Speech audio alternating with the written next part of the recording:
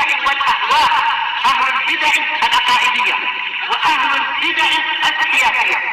نقول بيننا وبينكم السلف، بيننا وبينكم الكتب، كان فيقول البدع بيننا وبينكم. Bismillahirrahmanirrahim. Qala al-Imam an-Nawawi rahimahullahu taala al-haditsur rabi' wa samanun ba'da sittimi'ah 684. Wa an Anasin radhiyallahu an qala kuntu amshi ma'a Rasulillahi sallallahu alaihi wasallam wa alaihi burdun najraniyun ghalidhul hasyiyah. Saya pernah berjalan, atau bahkan sering tentunya, tapi jelas ini kejadian sekali aja dohirnya. Berjalan bersama Rasulullah Shallallahu Alaihi Wasallam dalam keadaan beliau memakai burud. Dalam riwayat yang lain rida, yaitu selendang. Dalam riwayat Muslim rida. Ini dalam riwayat Bukhari burud. Semacam apa? Kain selimut. Tapi mungkin karena kalau di Yaman sendiri selendangnya itu boleh kita pakai untuk selimut, memang dia panjang dan lebar, tergantung kita bayar berapa, nanti ada yang quality lebih tinggi. Najrani terbuat dari yaitu dari daerah Najran, ghalidhul hasyiyah, yang kasar tepi-tepinya itu, jahitan tepinya kasar. Fa'adrakahu a'rabi, lalu beliau dikejar oleh orang Badui, seorang Badui. Fajabadahu biridaihi jadbatan syadidah, lalu dia menarik selendang Nabi tadi. Ini menunjukkan apa? Burud di sini memang rida, dengan apa berarti? Tarikan kah ya? Tarikan atau cabutan yang keras. Intinya adalah menarik. Fanadhartu ila safhati atiqin Nabi sallallahu alaihi wasallam, lalu saya melihat permukaan dari pundak Nabi Shallallahu Alaihi Wasallam. Atik itu pundak tapi sempadan ya, sempadan yaitu perbatasan antara pundak dengan leher, itu atik. Wa qad asarat biha hasyiatur rida, bagian tepi dari selendang itu telah memberikan kesan di bagian leher tadi itu. Min syiddati jabzati, disebabkan oleh kerasnya tarikan orang Badui tadi. Badui keras dan badannya kuat sekali. Sumakal, lalu dia mengatakan, ya Muhammad, ini pun enggak ada. Murli min malillahil ladzi indak, wahai Muhammad, perintahkan untukku sebagian dari harta Allah yang ada di sisi Anda, atau yang Anda miliki. Faltafata ilaihi fadhahik, kemudian Rasulullah Shallallahu Alaihi Wasallam menoleh kepadanya, lalu beliau tertawa, beliau gelak. Summa amara lahu bi'ata, lalu beliau memerintahkan agar dia diberi suatu pemberian. Muttafaqun alaih. Tayyib. Di sini Anas bin Malik radhiyallahu anhu menceritakan tentang peristiwa yang pernah beliau alami. Beliau lihat dari Rasulullah Shallallahu Alaihi Wasallam. Kuntu amshi ma'a Rasulillah Shallallahu Alaihi Wasallam. Saya pernah berjalan bersama Rasulullah SAW. Dalam riwayat yang lain, begitu Nabi sudah mendekati salah satu dari rumah beliau, pulang dari masjid, wa alaihi burdun najrani, dalam keadaan beliau memakai burud atau mungkin semacam selendang yang lebar, najrani, yang dibuat dari daerah Najran. Najran, kata Al-Karmani, yaitu daerah Yaman. Memang sampai sekarang pun dia ikut Yaman, Najran.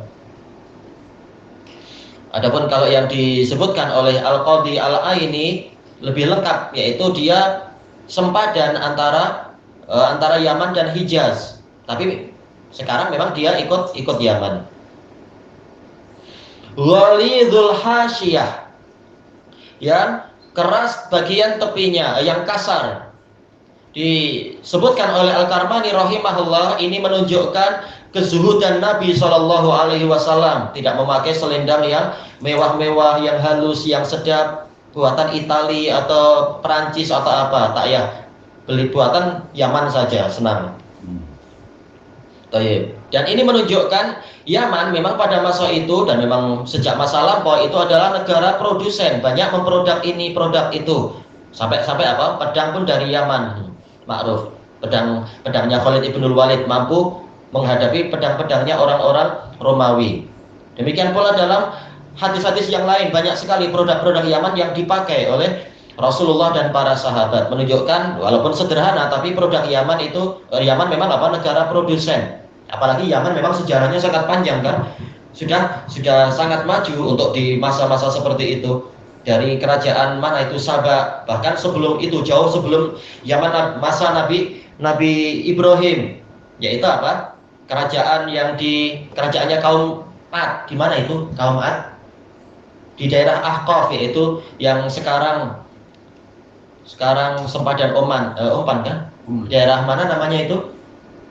Yang ikut Hadramaut, Mahron, Mahroh bukan Mahron, Mahroh. Nah, itu dulu daerah dakwahnya Nabi Hud adalah di Mahroh sana. Daerahnya orang-orang Ad itu di Mahroh. Nah, yang sekarang dikatakan ada kubur Nabi Hud di daerah Hadramaut, emang luas, daerahnya luas sekali. Jadi memang peradaban sudah sangat tua sekali, tidak seperti yang dikatakan oleh para arkeolog. Budaya yang tertua adalah Cina atau yang di India atau apa, bahkan jauh sebelum Nabi Ibrahim. Masih di awal-awal kehidupan manusia boleh dikatakan, karena Nabi Hud tidak jauh dari masa-masa awal. Yaman memang daerah yang sudah sangat tua peradabannya, sudah makmur sejak dulu. Fa'adrakahu a'rabi. Nah, ketika beliau sudah mendekati rumah beliau, tahu-tahu dikejar oleh seorang badui. Fajabadahu biridaih. Ini bahasa yang untuk lidah kita mungkin agak susah, tapi yang sering dipakai apa? Fajadzabahu biridaihi jadbatan. Ini lebih senang daripada kita bilang jabzatan. Di lidah kadang susah, di bibir susah, jabzah. Tapi yang sering dipakai adalah jadbah. Sama artinya yaitu tarikan.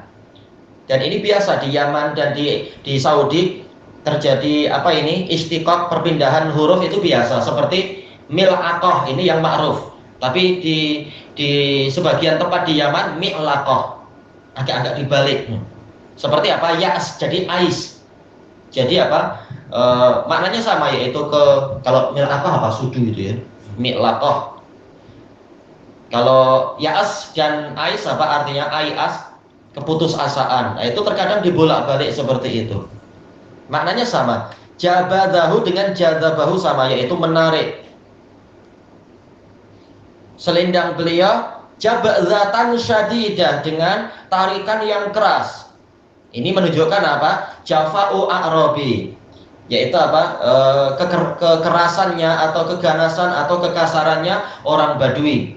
Maka dikatakan oleh para ulama, orang-orang yang tinggal di perkotaan itu hatinya lebih lembut, lebih lunak dibanding dengan orang yang tinggal di perkampungan pedalaman yang kurang adab, karena tidak terlalu banyak jumpa orang, sehingga kehidupannya jadi lebih kasar. Ini dari sisi adabnya. Kalau kejujurannya mungkin Badui lebih jujur daripada orang perkotaan. Perkotaan jumpa dari berbagai negara, perlu politik, perlu niaga pun perlu dusta dan sebagainya. Banyak hilah. Kalau dari sisi kejujuran, orang Badui cenderung lebih jujur. Tapi untuk masalah adab dan kehalusan, memang orang perkotaan yang lebih halus.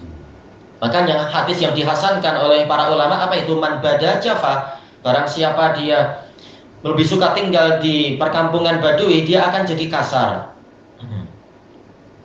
Dan Allah Ta'ala telah berfirman, Al-Arabu asyadu kufra wa nifaqa wa ajdaru alla ya'lamu hududa ma anzalallahu ala rasulih. Orang Badui itu lebih keras kekufurannya dan kemunafikannya, dan lebih layak untuk tidak mengetahui batasan-batasan yang Allah turunkan pada Rasulnya. Seperti ini, kasar sekali pada Nabi, dan mengatakan ya Muhammad, padahal ayat sudah melarang untuk memanggil Nabi seperti cara kita memanggil satu sama lain. Ini dia tak tahu syariat. Kemudian apa? Murli min malillahil ladzi indak. Perintahkan untuk saya, maf'ul bihnya dihapus, yaitu perintahkan sebagian orang untuk memberikan kepada saya sebagian dari harta Allah yang ada di sisi Anda. Jadi di sini dia mengingatkan Nabi, itu harta Allah, bukan harta Anda. Ini kasar sebenarnya, seperti itu. Baik. Faltafata ilaih, lalu Nabi Shallallahu Alaihi Wasallam menoleh kepadanya. Ini menunjukkan dalam usul fikih apa itu al-hukmu ala syai' far'un an tasawwurih. Hukum terhadap suatu perkara itu adalah cabang dari penggambarannya. Dan kaidah ini disebutkan oleh Imam Ibnu Najjar Al-Futuhi Al-Hambali di dalam kitab beliau Al-Kaukabul Munir. Yaitu apa? Sebelum menghukumi, maka perlu lihat dulu ini siapa orangnya. Oh, dilihat, oh ini orang Badui. Fadhahik, maka Nabi SAW pun gelak. Tayyib. Disebutkan oleh Al-Qadhi Al-Aini di dalam Umdatul Qari, ini menunjukkan tentang besarnya kesabaran Nabi SAW sampai dalam perkara yang orang lain tak akan sabar. Kata beliau, ini ditarik dengan keras, dengan bahasa yang kasar. Ini adalah perbuatan yang la yusbar alaih. Secara umum orang tidak akan mau sabar seperti ini. Kita akan bengang, kita akan mungkin tengking dia, minta-minta, tapi jangan macam tuh atau apa, kita akan bilang atau apalah.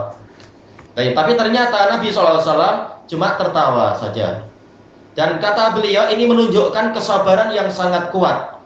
Bukan sekedar diam tidak marah, bahkan sampai gelak. Ini kesabaran yang sempurna dari Rasulullah SAW. Tayyib. Dan kata Al-Qadhi Al-Aini ini juga menunjukkan isarun Nabi SAW. Nabi lebih mengutamakan orang lain. Tayyib. Dan juga beliau mengatakan di antara faedahnya adalah kesabaran Nabi terhadap di dalam ta'liful qulub, di dalam melunakkan hati umat manusia. Sebagaimana firman Allah Ta'ala, "Fabima rahmatin minallahi linta lahum wa kunta fadhdhan ghalidhal qalbi lan faddu min hawlik." Disebabkan oleh rahmat Allah, maka engkau bersikap lembut kepada mereka. Seandainya engkau bersikap kasar dan bengis, bengis dan kasar hati, niscaya mereka akan buyar, akan bubar dari sekelilingmu. Fa'fu anhum wastaghfir lahum wa syawirhum fil amr. Maka maafkanlah mereka, mohonkanlah pengampunan untuk mereka dan ajaklah mereka musyawarah dalam urusanmu. Baik. Jadi bukan sekedar sabar, bahkan apa? Dimaafkan dan dimohonkan pengampunan. Summa amara lahu bi'ata. Kemudian Rasulullah SAW memerintahkan kepada sebagian sahabat untuk memberikan sebagian pemberian kepada dia. Dan hadis ini tidak mengatakan bahwasanya ini diambil dari khumus atau dari apa, karena ini mutlak kan, bi'ata.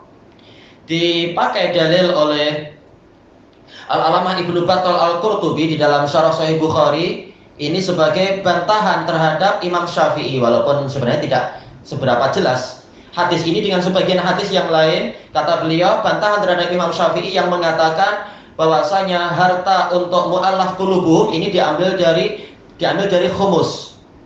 Dan ini kata beliau terbantahkan karena hadis ini dan yang lain-lain menunjukkan Rasulullah tidak memberikan dari khumus, mungkin dari harta-harta yang lain, dari baitul mal yang lain, bukan dari khumus. Di antaranya juga adalah hadis yang Rasulullah SAW ketika ada Badui datang minta harta, langsung Rasulullah memberikan kepadanya kambing sebanyak di antara 2 gunung. Jarak antara 2 gunung berapa kambingnya itu. Sementara yang ma'ruf dari khumusnya Nabi tak ada yang sampai sebanyak itu. Khumus yaitu 1/5. Mungkin kalau semua harta rampasan perang di suatu ketika mungkin ada sebanyak itu, tapi sekedar 1/5-nya tak mungkin sampai sebanyak itu. Tapi Rasulullah memberikan kepada orang Badui sebanyak itu. Ini dohirnya bukan dari khumus, mungkin dari yang lain-lain juga.